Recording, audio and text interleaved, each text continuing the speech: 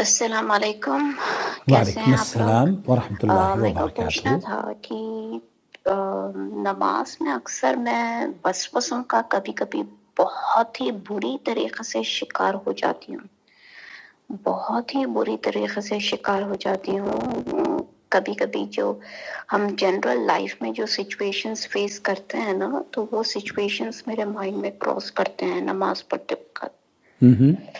پڑھتے وقت وہ سچویشنز۔ اور آج بھی میں عصر کی نماز پڑھ کے فارغ ہوئی ہوں ابھی آپ سے بات کرنے سے پہلے، جی تو بے انتہا شیطانی وسوسے میری نماز میں مجھے آ رہے تھے، اتنی حد تک کہ جب میں عصر کی نماز میں تو 4 رکعت ہوتے ہیں، آپ کو پتہ ہی ہوگا، تو بالکل 4 رکعت پہ جانے کے بعد مجھے یہ خیال نہیں آیا کہ مجھے یہ خیال آیا کہ یہ 3rd رکعت ہے، تو بے انتہا وسوسے کبھی کبھی آ جاتے ہیں۔ اور کبھی کبھی نماز الحمدللہ بہت اچھی طریقے سے پڑھی جاتی ہے، الحمدللہ۔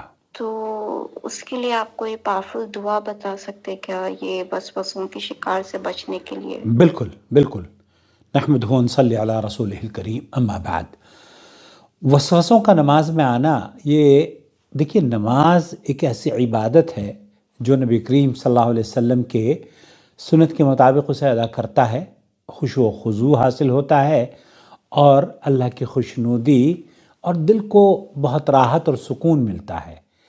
لیکن بعض مرتبہ جس طریقے سے آپ نے بیان کیا ہے، دراصل یہ صرف آپ ہی نہیں ہیں، بلکہ اگر اللہ کے رسول صلی اللہ علیہ وسلم کے عہد مبارک میں ہم جائیں تو یہی شیطان صحابہ کے دلوں میں بھی وسوسہ ڈالا کرتا تھا۔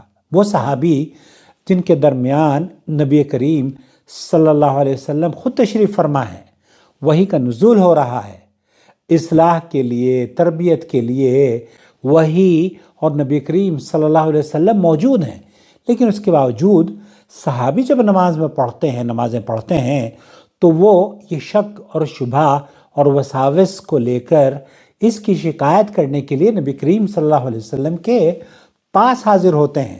حضرت عثمان کا بڑا مشہور قصہ ہے یہ پریشانی، یعنی نماز میں شک اور شبہ اور وسوسہ پیدا ہونا صرف عام لوگوں کو نہیں بلکہ صحابہ کرام کو بھی پیش آیا ہے۔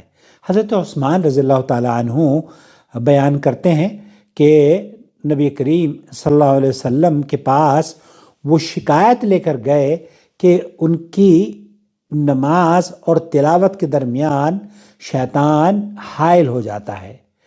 اب اس حدیث کو یہ نبی کریم صلی اللہ علیہ وسلم نے جب آپ کی اس شکایت کو سنا تو اللہ کے رسول صلی اللہ علیہ وسلم نے حضرت عثمان ابن ابی العاص رضی اللہ تعالیٰ عنہ کو یہ فرمایا کہ یہ شیطان ہے جس کا نام خنزب ہے، جب تم اسے محسوس کرو تو اللہ سے پناہ مانگو اور بائیں جانب 3 مرتبہ ہلکا سا تھوک دو یا پھونک دو، ایسے اس طریقے سے آپ اللہ کے رسول صلی اللہ علیہ وسلم نے صحابی رسول کو، آپ تو آج کی دور کی بات کر رہی ہیں نا، ہم یہ مصروف ہوتے ہیں یا یہ سوچتے ہیں کہ ہم لوگ بہت گنہگار ہیں، ہمیں تو نماز میں دل نہیں لگتا۔ ایسا نہیں ہے، یہ بیماری اور یہ شیطانی چال ہے، اور اس چال کو شیطان نے نبی کریم صلی اللہ علیہ وسلم کے صحابہ پر بھی استعمال کیا ہے۔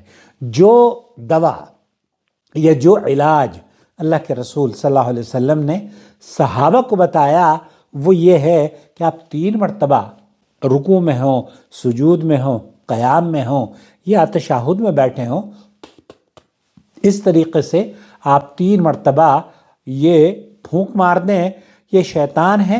اللہ کے رسول صلی اللہ علیہ وسلم نے فرمایا کہ اس طریقے سے اپنی حفاظت کیا کرو اور بائیں جانب ہلکا سا تھوک دو۔ حضرت عثمان رضی اللہ تعالیٰ عنہ نے اس حدیث پر عمل کیا اور نبی کریم صلی اللہ علیہ وسلم کے پاس، صحیح مسلم کی روایت ہے، نبی کریم صلی اللہ علیہ وسلم کے پاس وہ تشریف لائے اور کہا میں نے وہی کیا تو اللہ نے اسے مجھ سے دور کر دیا، شیطان کو اللہ نے مجھ سے دور کر دیا۔ یہ حدیث واضح کرتی ہے کہ نماز میں وسوسے شیطان کی حرکت ہیں اور ان سے نجات کا طریقہ عملی اور بہت سادہ ہے۔ تعوذ باللہ، اعوذ باللہ من الشیطان الرجیم پڑھیے اور رسول اکرم صلی اللہ علیہ وسلم کی ہدایت کے مطابق بائیں جانب 3 مرتبہ تھوک دیجئے۔ اس طریقے سے شیخ ابن باز رحمۃ اللہ علیہ ایک سائلہ کا ایک بہن کا جواب دیتے ہوئے کہتے ہیں کہ نماز میں جو وسوسے آتے ہیں وہ شیطان کی چال ہیں اور انسان پر واجب ہے کہ ان پر عمل نہ کرے بلکہ ان سے بچنے کی کوشش کرے۔ اگر وسوسہ بہت غالب ہو تو اسے نظر انداز کریں اور اپنی نماز جاری رکھیں، نماز باطل نہیں ہوتی ہے۔ اگر شک معمولی اور کمزور ہو تو عمل بالظن کریں، یعنی جس چیز پر یقین ہے اس پر عمل کریں۔ آپ یہ سوچ رہی ہیں کہ 2 سجدے کیے ہیں یا 1 سجدہ کیا ہے، اگر ظن اس بات پہ ہے کہ میں 2 کر چکی ہوں تو بس 2 ہو گئے ہیں سجدے۔ آپ شیطان کے حربے یا اس کی چال میں نہ آئے۔ مثال کے طور پر اگر شک ہو کہ سجدہ 1 ہو یا 2 تو 1 سمجھیں اور اگلا کر لیں۔ اگر یہ شک اور شبہ ہے نا آپ کا کہ میں نے 1 کیا ہے یا 2 کیا ہے، 1 پر غالب گمان ہے، تب آپ ایسا کریں کہ 1 سمجھ کر دوسرا سجدہ کر لیں۔ لیکن اگر آپ یہ سمجھ رہی ہیں کہ میں نے 2 کر لیے ہیں تو پھر شیطان کے چکر میں آنے کی ضرورت نہیں ہے۔ نماز مکمل کرنے کے بعد سجدہ سہو کر لیں اور اس طریقے سے آپ کی نماز انشاءاللہ تعالی مکمل ہوگی۔ اگر وسوسہ غالب ہو نماز میں اس پر عمل نہ کیا جائے اور جو یقین ہے اس پر عمل کیا جائے، یہی شیطان کی مخالفت ہے اور یہی نجات کا سبب۔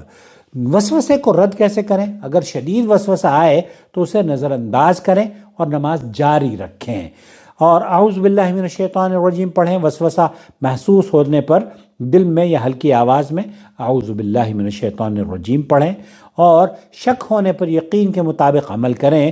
شک ہو کہ سجدہ 1 ہو یا 2، 1 سمجھیں اور اگلا کر لیں۔ شک ہو کہ رکعت 3 ہوئی ہیں یا 4، 3 سمجھیں اور نماز جاری رکھیں۔ لیکن اگر آپ 4 رکعت پڑھ چکے ہیں اور شیطان یہ وسوسے میں ڈال رہا ہے کہ آپ نے تو 3 پڑھی ہوگی، تو 4 پر اگر آپ کو یقین ہے تو پھر شیطان کے حربے میں اس کی چال میں نہ آئیں۔ صبر اور استقامت، نماز میں وسوسے معمولی یا شدید ہوں، صبر کریں، اللہ پر توکل اور بھروسہ کریں اور شیطان کی باتوں میں نہ آئیں۔ یہ ثابت کرتا ہے کہ نماز میں وسوسے شیطان کی چال ہوتے ہیں، یہ سب کو پیش آتے ہیں۔